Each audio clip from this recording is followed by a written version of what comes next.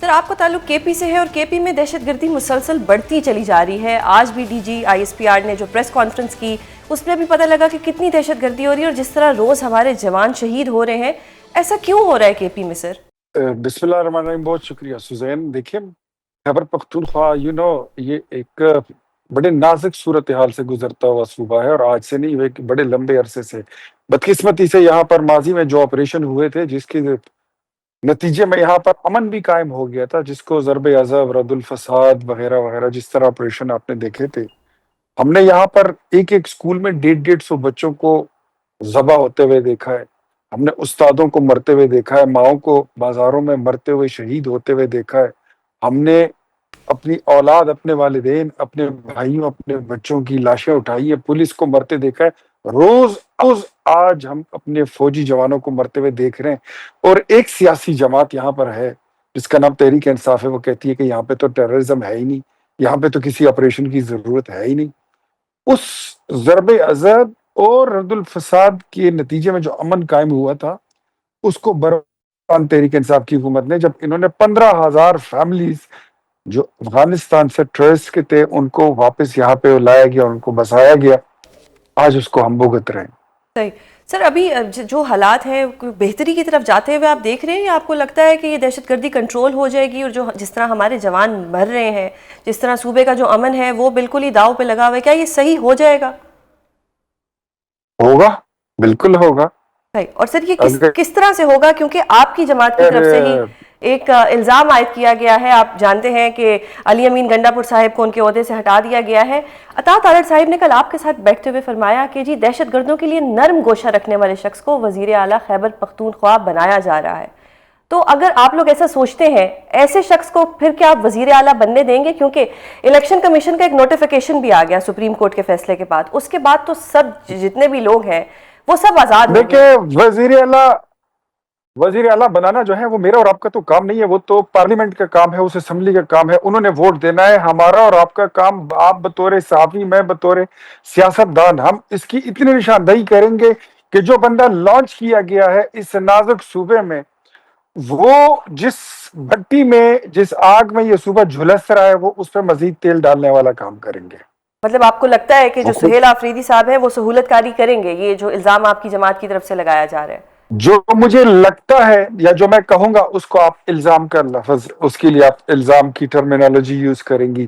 It's better کہ موصوف کی اسمبلی کی سپیچ اٹھا لیں. انڈیڈ، دو بالکل وہ سپیچز ہیں، دیکھی ہیں سر، ہم نے وہ سب اٹھا صحیح لیں. ہے. اس کے بعد آپ کو پتہ چل جائے گا کہ وہ پرو پاکستان ہے یا پرو افغانستان ہے، وہ پرو طالبان ہے یا وہ پرو تو خیبر سر پختونخوا ہے. وفاق وہ ایسا کیا کس کرے گی کہ سائیڈ پہ ایسے کھڑے، شخص کس کو جماعت آنے پہ سے کھڑے. روکا جائے؟ وفاق اور کیا کریں گے؟ ایک سیاسی جماعت ہے وفاق، کوئی وہ تو نہیں ہے. ہم تو سیاسی پولیٹیکل پارٹی ہیں، اور ہم نے جی کل اپنا موقف دے دیا صحیح. کہ اس طرح ہونے جا رہا ہے صوبے میں. اب وہاں پر اگر بدامنی پھیلائی گئی اور اس کو سرکاری چھتری کا کور دینے کی کوشش کی گئی تو ڈیفینیٹلی پھر پارٹی کے علاوہ ہم حکومت بھی ہیں، اور یہاں پر سٹیٹ بھی موجود، صوبے کو بچانے کے لیے، صوبے کے عوام کو بچانے کے لیے، اور پاکستان کے وجود کے بچانے کے لیے پھر جو بھی بن پڑا وہ انشاءاللہ صحیح. ہم کریں سر گے. آپ کیونکہ That's کے it. پی میں رہتے ہیں، آپ کو گراؤنڈ ریئلٹیز کا بہتر پتہ ہے، وہاں پہ جو سیاست ہو رہی ہے اس کو بھی آپ بہتر جانتے ہیں. آپ کو لگتا ہے کہ کے پی میں محترم خان صاحب کی گورنمنٹ جا رہی ہے، پی ٹی آئی کی گورنمنٹ جاتی دیکھ رہے ہیں آپ؟ خان صاحب کی حکومت آئی ہی نہیں تھی. یہ تو وہی ہے نا کہ تبدیلی جا نہیں رہی، تبدیلی جا چکی ہے. صحیح وہ ایک ڈرامے بازی ہی شروع ہوئی تھی. خان صاحب کی حکومت یہاں پر کوئی آرگینک حکومت تھوڑی ہے. صحیح. لیکن سر ان کے تو جتنے لوگ ہمارے پاس گیسٹ جنرل آتے فیض ہیں کو دعائیں دے. وہ کہتے ہیں کہ جنرل جی آپ فیض 17 سیٹوں والے، یعنی نون لیگ 17 سیٹوں کی جماعت ہے اور انہوں نے مینڈیٹ چوری کیا ہوا ہے. آپ کہہ رہے ہیں کہ ان کی کبھی حکومت تھی ہی نہیں. اصل میں انسان کا اپنا جو کردار ہوتا ہے نا، وہ دوسرے کے سینے میں اور آنکھوں میں جب دیکھتا ہے تو اس کو اپنی تصویر نظر آتی ہے.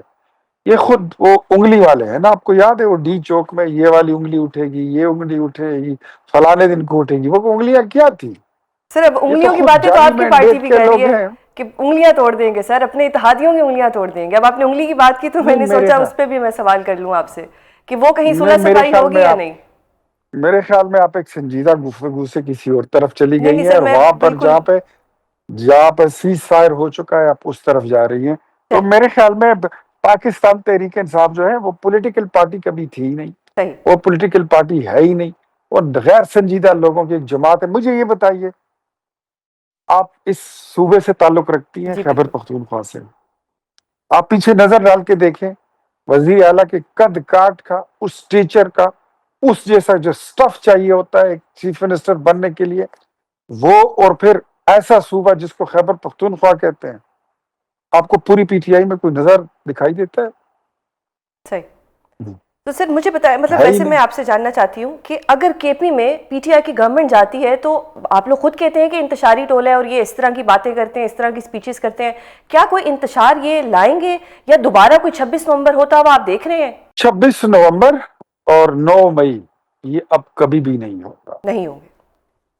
नहीं होगा इंशाल्लाह। अब सही। होगा तो सिर्फ 10 मई होगा, अब सही। होगा तो 28 मई होगा सही। इंशाल्लाह, सही। और सर कुछ भी नहीं। अब जो वफाक जो इस वक्त कर रही है वो तो दहशत गर्दों को मार रही है, दूसरी तरफ अगर पीटीआई की बात करें तो उनका कुछ और बयानिया है। वहाँ के जो लोग हैं, जो वहाँ की आवाम है आपके सूबे की, वो क्या चाहते हैं और वो किस तरह से देखते हैं इन सारे वाकयात को? खैबर पख्तूनख्वा के अवाम डेफिनेटली वो यही चाहते हैं कि पाकिस्तान में अमन हो। इस सूबे को पता चल जाएगा, आपको अवाम खुद बताएंगे। वो ये तो नहीं चाहते हैं कि आप हमें जोड़ दें अफगानिस्तान के साथ, आप जोड़ दें हमें जयशंकर के साथ, जो आज वहां पर पहुंचा है, अफगानिस्तान में बैठा है, कि हम यहाँ पर अपना जो है तो वो खोलने जा रहे हैं, सफारत खाना खोल, पाकिस्तान के साथ, पाकिस्तानी झंडे के साथ खड़े हुए नजर आएंगे, आपको वो टेररिज्म के साथ खड़े हुए नजर नहीं आएंगे। दहशतगर्दी का मामला हो या सूबाई हुकूमत में अहम तब्दीली का, खैबर पख्तूनख्वा और खैबर पख्तूनख्वा में पाकिस्तान तहरीक इंसाफ की हुकूमत इस वक्त अहम तरीन हो चुके हैं।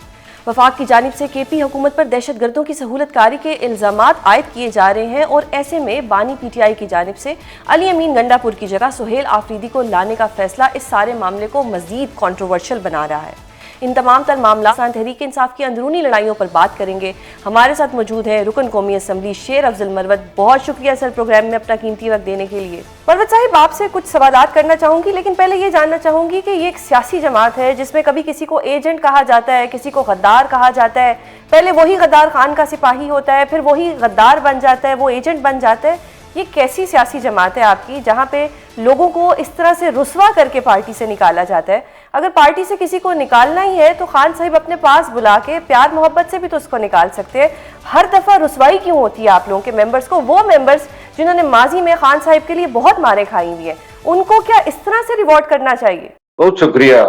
पाकिस्तान तहरीक इंसाफ की तारीख लबरेज है ऐसे वाकयात से, और बदकिस्मती और अलमिया ये है कि जिस पार्टी में अक्ल के और सियासत के और सहाफत के उस्ताद शहबाज गिल और इमरान रियाज और डॉक्टर मोहित पीरजादा जैसे लोग हो, तो फिर तो मेरा ख्याल है कि बेवकूफ़ी, हमाकत और बदतहजीबी की को डिग्री प्रोग्राम के तौर पे मुतारफ कराया जाना चाहिए।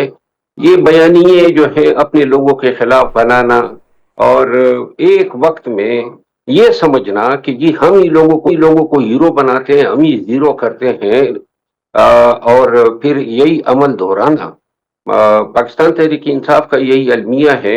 और बदकिस्मती से खान साहब ने जो है इस प्रैक्टिस को रोकने के लिए कोई किरदार अदा नहीं किया है।